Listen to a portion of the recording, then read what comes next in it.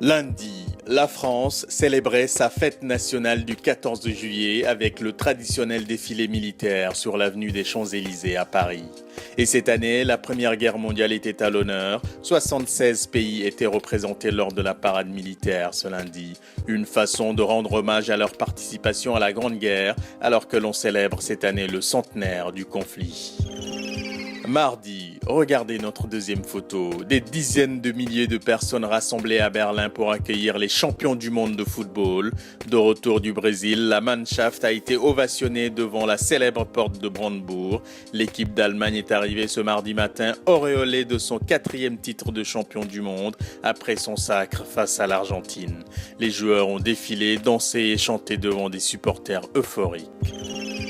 Mercredi, scène de guerre en Tunisie. 2 positions de l'armée tunisienne ont été prises d'assaut ce mercredi par des groupes terroristes sur le mont Chaambi, près de la frontière avec l'Algérie. Une attaque à la mitrailleuse et au lance-roquettes qui s'est déroulée à l'heure de la rupture du jeûne du Ramadan. Le bilan provisoire faisait état de 14 soldats tués. Pour l'armée tunisienne, il s'agit là de l'attaque la plus meurtrière depuis l'indépendance du pays en 1956. Jeudi, voici ce qui reste du vol MH17, l'avion de la compagnie Malaysia Airlines qui assurait la liaison Amsterdam-Kuala Lumpur, s'est écrasé ce jeudi dans l'est de l'Ukraine avec à son bord près de 300 personnes. Il n'y aurait aucun survivant. L'appareil aurait été abattu en plein vol par un missile dans cette région où les séparatistes pro-russes se battent contre l'armée ukrainienne. Kiev a accusé les rebelles qui ont nié toute responsabilité et accuse à leur tour l'Ukraine d'être derrière l'attaque. La guerre des déclarations entre le gouvernement ukrainien et les séparatistes est donc lancée. La communauté internationale a appelé à une enquête sans entrave.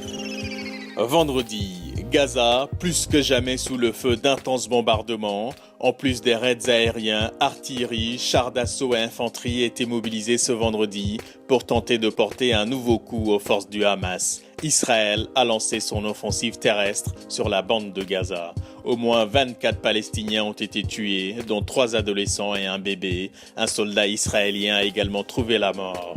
Le gouvernement hébreu entend vouloir infliger un coup significatif aux infrastructures du Hamas qui contrôlent la bande de Gaza. De son côté, le Hamas s'est dit prêt à la confrontation et affirme qu'Israël va en payer le prix élevé. Ainsi tourne le monde. Bon week-end et bonne semaine.